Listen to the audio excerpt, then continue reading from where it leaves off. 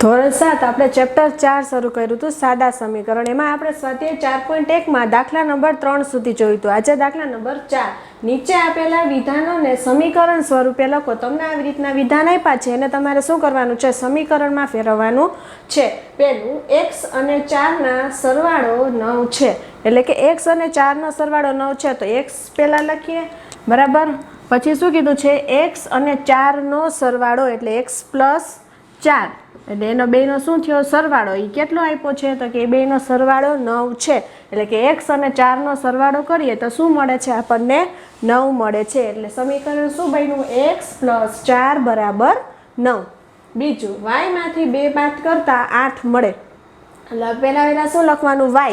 એમાંથી શું કીધું જ કરવાનું આપણને? તો કે 2 બાદ એટલે કે y માઇનસ 2 બરાબર કેટલા મળે છે? y માંથી 2 બાદ કરીએ એટલે તો કે 8. એટલે કે y minus 2 is equal to 8 બરાબર. એટલે કે y માંથી 2 બાદ કર્યા આપણને જવાબમાં શું મળ્યું? 8 મળે છે. ત્રીજું, a ના 10 ગણા 70 છે. એટલે પહેલા આપણે શું લખીએ? a. એના 10 ગણા. ગણા એટલે શું થાય? ગુણ્યા. એટલે કે a ના 10 ગણા તો અહીંયા આગળ શું આવશે? 10. એટલે કે એને આપણે 10 ગણા કર્યા. કેટલા થાય છે? તો કે 70. એટલે બરાબર 70. તો શું આવ્યું? સમીકરણ 10a બરાબર 70. પછી એક સંખ્યા b ને, એટલે એક સંખ્યા કઈ છે? તો કે b. તો આપણે b લખ્યું. એને 5 વડે ભાગતા એટલે છેદમાં 5. 5 વડે એને ભાંગ્યું તો શું મળે છે? તો કે ભાગતા 6 મળે છે. તો બરાબર કરીને શું આવશે? તો કે 6. પછી છે t નો 3/4 ભાગ એ 15 છે. તો પહેલા શું લખવાનું આપણે? t. એનો 3/4 ભાગ એટલે કે 3/4 એટલે કે t નો 3/4 ભાગ કેટલા છે? તો કે 15 છે. તો બરાબર કરીને કેટલા? તો કે 15. એમના 7 ગણામાં 7 ઉમેરતા 77 મળે. એટલે પહેલા શું લખવાનું? m. એના કેટલા ગણા કરવાના છે? તો કે 7 ગણા. એટલે આગળ કેટલા આવશે? 7. આ શું કર્યું આપણે? ગુણ્યા. એમાંથી શું કરવાનું છે? તો કે 7 ઉમેરતા 7m પ્લસ 7 બરાબર કેટલા મળશે? તો કે 77. એટલે અહીંયા આવશે 77. એટલે કે 7m પ્લસ 7 બરાબર 77. કોઈ સંખ્યા x ના 1/4 માંથી 4 બાદ કરતા 4 મળે. કોઈ એક સંખ્યા કઈ કીધી છે આપણને? x. એટલે આપણે પહેલા શું લખીએ? x. એના 1/4 બરાબર 1/4 એટલે ઉપર 1 અને નીચે 4. હવે ઉપર 1 તમે લખો કે ન લખો બરાબર, બાજુમાં કાંઈ ફેર પડે નહીં. એટલે આપણે ખાલી શું લખ્યું? x ના છેદમાં 4. એમાંથી શું કીધું છે? 4 બાદ કરતા એટલે x ના છેદમાં 4 માઇનસ 4 બરાબર. 4 બાદ કર્યા તો શું મળે છે આપણને? તો કે 4 મળે છે. એટલે બરાબર કરીને શું આવશે? 4. સમીકરણ શું બન્યું? x ના છેદમાં 4 માઇનસ 4 બરાબર 4. પછી y ના 6 ગણામાંથી 6 બાદ કરતા 60 મળે છે. તો પહેલા શું આવશે? y. તો આપણે y લખ્યું બરાબર. y ના કેટલા ગણા કરવાના છે? 6 ગણા. એટલે આગળ કેટલા આવશે? 6. એટલે 6y. એમાંથી શું કરવાનું છે? 6 બાદ કરવાના છે એટલે માઇનસ 6. હવે y ના 6 ગણામાંથી 6 બાદ કરતા શું મળે છે આપણને? 60. એટલે બરાબર કરીને શું આવ્યું? 60. એટલે કે 6y માઇનસ 6 બરાબર 60. પછી જો તમે z ના ત્રીજા ભાગમાં 3 ઉમેરો તો તમને 30 મળે છે. એટલે કે z પહેલા લેવાનું બરાબર. એનો ત્રીજો ભાગ એટલે શું થયું? 1/3. એટલે આપણે શું કરીએ? છેદમાં 3 લખીએ. એનો ત્રીજો ભાગ થયો. એમાં શું કરવાનું છે? તો કે 3 ઉમેરો એટલે પ્લસ 3 બરાબર. એમાં ત્રીજા ભાગમાં 3 ઉમેરીએ તો શું મળે છે તમને? તો કે 30 મળે છે. એટલે બરાબર કરીને શું આવ્યું? 30. તો સમીકરણ શું બન્યું? z ના છેદમાં 3 પ્લસ 3 બરાબર 30. દાખલા નંબર 5. નીચે આપેલા સમીકરણને વિધાનના સ્વરૂપે લખો. આપણને આના આગળના દાખલામાં શું હતું? વિધાન આપ્યું હતું ને આપણે સમીકરણ બનાવ્યા હતા. આમાં આપણે સમીકરણ આપ્યા છે તો વિધાન બનાવશું. પહેલું p પ્લસ 4 બરાબર 15. તો શું થયું? તો કે p માં 4 ઉમેરતા 15 મળે છે. થઈ ગયું વિધાન પૂર્ણ. પછી શું કીધું છે m - 7 બરાબર 3. તો આમાં શું કર્યું છે તો કે m માંથી 7 બાદ કરતા શું મળે છે તો કે 3 મળે છે, બરાબર. પછી 2m બરાબર 7. તો આમાં શું કર્યું છે તો કે m ના 2 ગણા કરતા એમના શું કર્યા 2 ગણા કર્યા તો શું જવાબ મળે છે આપણને તો કે 7 મળે છે. પછી m ના છેદમાં 5 બરાબર 3. તો કે એમને કેટલા વડે ભાંગ્યું 5 વડે. તો કે એમને 5 વડે ભાંગતા શું મળે છે તો કે 3 મળે છે. પછી 3m છેદમાં 5 બરાબર 6. એટલે આમાં શું કર્યું તો કે પહેલાં એમને શું કર્યું 3 વડે ગુણ્યા એટલે કે એમના 3 ગણામાં 3 ગણાને શું કર્યું 5 વડે ભાંગ્યું એટલે કે 5 વડે ભાંગતા શું મળે છે તો કે 6 મળે છે.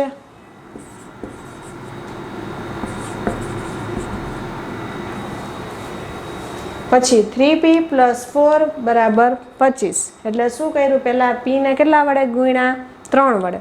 તો અહીં લખવાનું પીના 3 ગણામાં 3 ગણા કર્યા પછી એમાં શું કર્યું તો કે 4 ઉમેર્યા એટલે અહીં લખવાનું 4 ઉમેરતા શું મળે છે તો કે 25 મળે છે. તો અહીં લખવાનું 25 મળે છે. પછી 4p - 2 = 18. બરાબર. એટલે શું પહેલાં શું કર્યું પીમાં શું કર્યું તો કે એને 4 વડે ગુણ્યા તો અહીં લખવાનું પીના 4 ગણામાં 4 ગણામાંથી શું કર્યું તો કે 2 બાદ કર્યા તો અહીં લખવાનું 2 બાદ કરતા શું મળે છે તો કે 18 મળે છે. પછી પીના છેદમાં 2 + 2 બરાબર 8. એટલે શું તો કે પહેલાં પીને 2 વડે ભાંગી પછી શું કર્યું તો કે એમાં 2 પ્લસ કર્યા એટલે કે 2 ઉમેરતા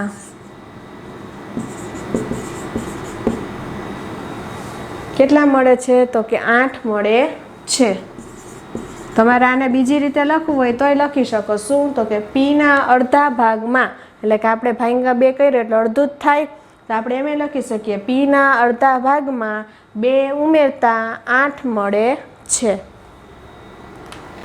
દાખલા નંબર 6. નીચેની સ્થિતિ દર્શાવતા સમીકરણ બનાવો. એમાં પહેલું ઇરફાને કહ્યું કે તેની પાસે પરમિત પાસેની લખોટીના 5 ગણા કરતાં 7 લખોટી વધુ છે. હવે ઇરફાન પાસે 37 લખોટી છે. પરમિત પાસેની લખોટીની સંખ્યા માટે એમ ધારો. તો પહેલાં આપણે ધારી લઈએ એમ તો કે ધારો કે પરમિત પાસેની લખોટી કેટલી છે તો કે એમ છે. હવે શું કીધું છે ઇરફાન ભાઈ તો કે તેની પાસે પરમિત પાસેની લખોટીના 5 ગણા કરતાં 7 લખોટી વધુ છે. તો અહીં આપણે લખીએ શું તો કે પરમિત પાસેની લખોટીના 5 ગણા કરતાં 7 લખોટી વધુ છે. બરાબર. તો આપણે પહેલાં જોઈએ પરમિત પાસેની લખોટી કેટલી છે તો કે એમ. હવે એ લખોટીના કેટલા ગણા તો કે 5 ગણા એટલે 5m. પછી એમાં શું તો કે એના કરતાં 7 લખોટી વધુ છે. વધુ એટલે શું થશે પ્લસ એટલે કે +7.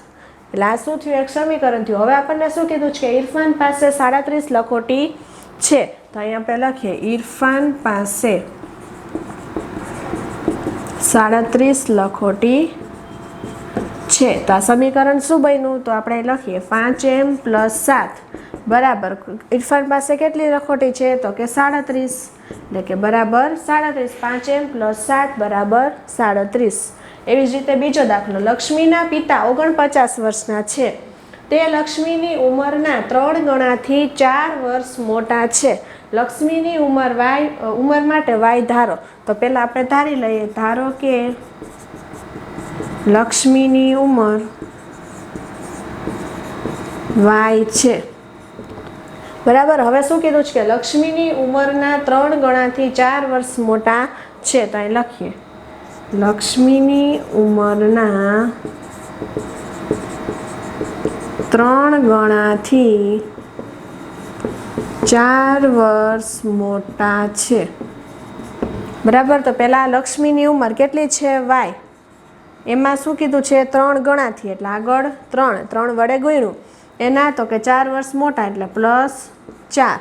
બરાબર. તો હવે એના પિતાની ઉંમર આપણે જોઈએ તો શું કીધું લક્ષ્મીના પિતા 49 વર્ષના છે. તો અહીં લખીએ આપણે લક્ષ્મીના પિતા 49 વર્ષના છે. તો સમીકરણ શું બનશે 3y + 4 = કેટલા તો કે 49. દાખલા નંબર 3. શિક્ષકે વર્ગમાં કહ્યું કે સૌથી વધુ ગુણ મેળવનાર વિદ્યાર્થીના ગુણ વર્ગના સૌથી ઓછા ગુણ મેળવનાર વિદ્યાર્થીના ગુણ કરતાં 2 ગણાથી 7 વધારે છે. સૌથી વધારે ગુણ 87 છે. સૌથી ઓછા ગુણ માટે L ધારો. તો પહેલાં આપણે લખીએ ધારો કે સૌથી ઓછા ગુણ બરાબર L. બરાબર. સૌથી ઓછા ગુણ બરાબર આપણે શું ધાર્યું તો કે L. તો હવે આપણને કીધું છે કે સૌથી વધુ ગુણ મેળવનાર વિદ્યાર્થીના ગુણ વર્ગના સૌથી ઓછા ગુણ મેળવનાર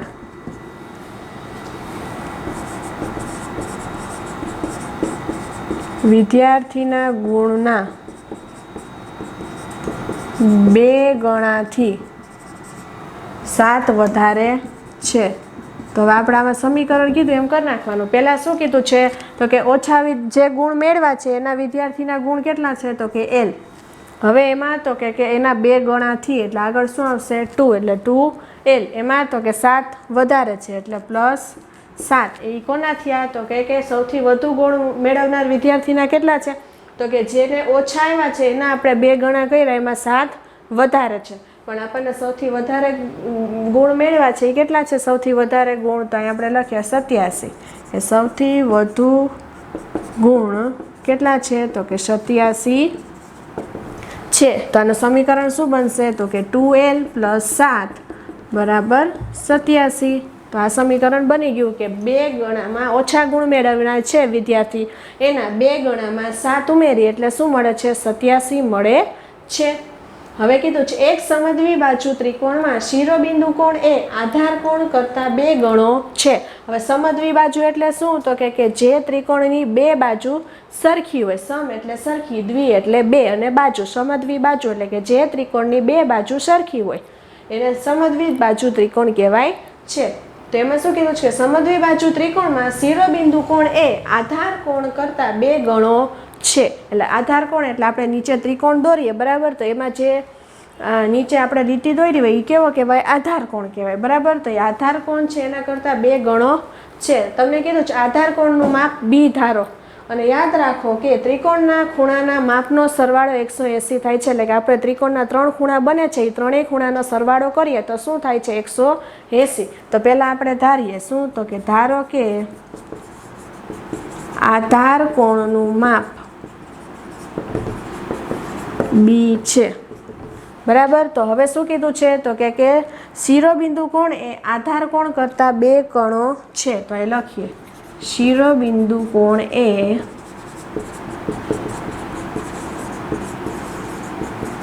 આધાર કોણ કરતાં 2 ગણો છે. હવે આપણને ખબર છે આધાર કોણ કેટલા છે B. હવે એના કરતાં કેટલો તો કે 2 ગણો એટલે શું આવ્યું 2B. તો હવે આપણને કીધું છે ત્રિકોણના 3 ખૂણાનો સરવાળો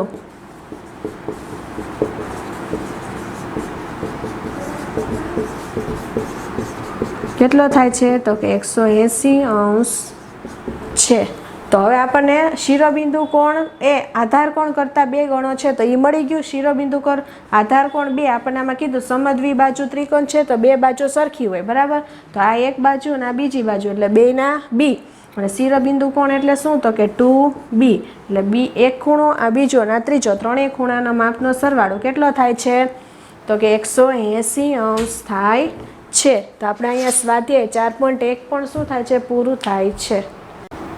સમીકરણ ઉકેલવા એમાં શું કીધું છે કે જો આપણે બંને બાજુ સરખી સંખ્યા ઉમેરીએ તો સમાનતા જળવાય છે. એટલે શું તો કે આપણને એક સમીકરણ આપ્યું હોય, આપણે વિચારીએ કે 8 - 3 બરાબર 4 + 1.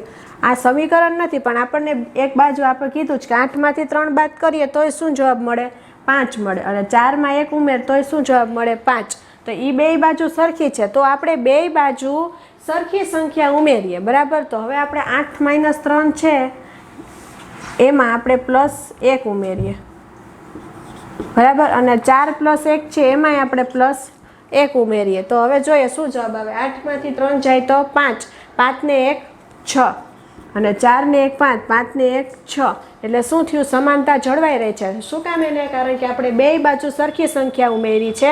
એટલે તમે અહીંયા 8 - 3 છે એમાં 1 ઉમેરી, 4 + 1 છે એમાંય 1 ઉમેરી, એટલે બે બાજુ સરખી સંખ્યા ઉમેરી તો જવાબ એ બે બાજુ કેવા આવ્યા સરખા. એવી જ રીતે જો આપણે બંને બાજુ સરખી સંખ્યા બાદ કરીએ તો સમાનતા જળવાય છે. તો આ જ ઉદાહરણ લઈએ. 8 - 3 બરાબર 4 + 1. હવે બે બાજુ શું કરવાની છે તો કે સરખી સંખ્યા બાદ કરવાની છે. તો આપણે એમાંથી 8 - 3 છે એમાંથી આપણે 2 બાદ કરીએ, અને 4 + 1 છે એમાંથી આપણે 2 બાદ કરીએ તો કે 8માંથી 3 જાય તો 5, 5માંથી 2 જાય તો કેટલા વધે તો કે 3. આમાં એમ જ છે 4 ને 1 5, 5માંથી આપણે 2 બાદ કરીએ તો કેટલા વધશે તો કે 3. તો બે બાજુ શું જવાબ આવ્યા 3 3. તો આપણે બે બાજુ સરખી સંખ્યા વડે શું કરી બાદ કરી તોય આપણે જવાબ કેવા મળ્યા તો કે સરખા મળ્યા. એટલે કે આપણે સરખી સંખ્યા ઉમેરીએ કે સરખી સંખ્યા બાદ કરીએ તો શું તો કે સમાનતા જળવાય છે. એટલે કે બે બાજુ જવાબ સરખો આવે છે. એવી જ રીતે જો આપણે બંને બાજુ સરખી સંખ્યા વડે ગુણીએ તો સમાનતા જળવાય છે. તો આમાં એમ જ થયું 8 - 3 છે બરાબર, ને આ બાજુ 4 + 1 છે તો સરખી સંખ્યા વડે આપણે ગુણીએ, જેમ કે અહીંયા 5 વડે ગુણીએ અને અહીંયા આપણે 5 વડે ગુણીએ તો 8માંથી 3 જાય તો કેટલા વધે 5, અને 55 તો કે 25. એવી જ રીતે અહીંયા 4 + 1 એટલે કેટલા 5, અને 5 × 5 એટલે કેટલા આવ્યા તો કે 25. તો આપણે સરખી સંખ્યા વડે ગુણ્યું તો જવાબ એ કેવો આવ્યો સરખો, એટલે સમાનતા જળવાય છે. પછી જો આપણે બંને બાજુ સરખી સંખ્યા વડે ભાંગીએ તો સમાનતા જળવાય છે. જેમ કે આપણે અહીંયા 8 - 3 બરાબર એને ભાંગ્યા 5 કરીએ, અને અહીંયા એમ 4 + 1 પછી એને ભાંગ્યા 5. તો 8માંથી 3 જાય કેટલા વધે 5, 5 ભાંગ્યા 5 તો કેટલા આવ્યા તો કે 1, અને અહીંયા એમ 4 ને 1 5, 5 ભાંગ્યા 5 તો કેટલા આવશે તો કે 1. એટલે ભાગાકાર કર્યો સરખી સંખ્યા વડે તોય જવાબ કેવો આવ્યો સરખો, એટલે સમાનતા જળવાય છે. પરંતુ જો બંને બાજુ જુદી જુદી સંખ્યા ઉમેરવામાં આવે તો સમાનતા જળવાતી નથી. કઈ રીતે? જો કે આપણે અહીંયા લખીએ 8 - 3 અને અહીંયા 4 + 1. હવે એમાં જુદી જુદી સંખ્યા ઉમેરીએ. આપણે અહીંયા +2 કરીએ બરાબર, અને અહીંયા શું કરીએ +3 કરીએ. તો 8 - 3 એટલે કેટલા આવે 5, 5 ને 2 તો કે 7 બરાબર. અહીંયા 4 ને 1 5, 5માં આપણે કેટલા ઉમેરવાના 3, તો 5 ને 3 કેટલા આવે 8. તો એ બે સરખા થયા નહીં, એટલે શું થયું સરખા ન થયા, એટલે સમાનતા જળવાતી નથી. એવી જ રીતે આ ઉમેરવાનું કીધું તો તમને બાદ કરવાનું કે ગુણવાનું કે ભાગાકાર કરવાનું કે ગમે એમ કરવે. જો તમે બે બાજુ સરખી સંખ્યા ઉમેરો તો જ એમાં સમાનતા જળવાય છે. જો તમે જુદી જુદી સંખ્યા ઉમેરો તો સમાનતા જળવાતી નથી. ટૂંકમાં આપણે કોઈ પણ એક વજન કાંટો હોય બરાબર, તો આપણે વજનિયું હોય એમાં આપણે બે બાજુ શું કરીએ છીએ સરખો વજન રાખીએ છીએ તો જ આપણને ખબર પડે ને. એક સાઈડ આપણે નાના વજનિયા રાખીએ અને બીજી બાજુ આપણે વસ્તુ મૂકીએ છીએ તો જ આપણને ખબર પડે છે કે એ વસ્તુ આટલા કિલોગ્રામ છે. એટલે આપણે એવી રીતના બે બાજુ સરખી રાખવી પડે છે. એમ જ્યારે સમીકરણ હોય છે ત્યારે એમાં શું કરવું પડે છે, એની ડાબી બાજુ અને જમણી બાજુ બે બાજુના સમાનતા જળવાય એ માટે શું કરવું પડે, સરખી રીતના આપણે બે બાજુ કાં સંખ્યા ઉમેરવી જોઈએ, કાં સરખી બાદ કરવી જોઈએ, કાં ગુણવી જોઈએ અને કાં ભાગાકાર કરવો જોઈએ તો જ સમાનતા જળવાય છે. સ્વાધ્યાય 4.2 દાખલા નંબર 1. ચલને અલગ કરવા માટેનું પ્રથમ પગલું કહો અને પછી ઉકેલ શોધો. તો હમણાં આપણે શીખાશું તો કે આપણે સરખી સંખ્યા જ બેને બાજુ ધારવાની. તો હવે માઇનસ હોય આપણે એટલું વિચારવાનું, અહીંયા x -1 છે બરાબર, તો અહીંયા માઇનસ છે તો શું કરશું આપણે બે બાજુ સરખી સંખ્યા ઉમેરશું. પ્લસ હોય તો બે બાજુ શું કરવાની સરખી સંખ્યા બાદ કરવાની. તો હવે અહીંયા જોઈએ x - 1 બરાબર 0, તો -1 છે તો આપણે બે બાજુ શું કરશું 2 + 1 કરશું. તો અહીંયા આપણે લખીએ x - 1 બરાબર 0 છે તો શું કરશું બંને બાજુ 1 ઉમેરતા. તો અહીંયા શું આવશે x - 1 + 1 બરાબર 0 + 1. તો હવે શું થયું અહીંયા -1 અને અહીંયા +1 એ બે કેવા થયા ઉડી ગયા એટલે કે ગયા. તો આ બાજુ શું વધ્યું x બરાબર અહીંયા શું આવ્યું 0 + 1 એટલે 1. તો આપણને x ની કિંમત શું મળી 1. હવે આપણે સાબિત કરીએ શું કે x - 1 બરાબર 0 થાય છે કે નહીં. તો એના માટે આપણે લખીએ ડાબા બરાબર શું છે ડાબા બરાબર x - 1. તો x બરાબર આપણને મળ્યું શું મળ્યું તો કે 1 એટલે 1 - 1 તો શું આવ્યું 0. હવે 0 છે એ શું છે તો કે જબા એટલે શું થયું તો કે બરાબર જબા એટલે કે ડાબા બરાબર જબા. એના બરાબર 0 મળી ગયું એટલે ડાબા બરાબર જબા સાબિત થઈ ગયું. હવે આમાં x + 1 બરાબર 0, આમાં +1 છે તો આપણે શું ધારશું -1. તો અહીંયા લખીએ x + 1 બરાબર 0. તો હું બંને બાજુ -1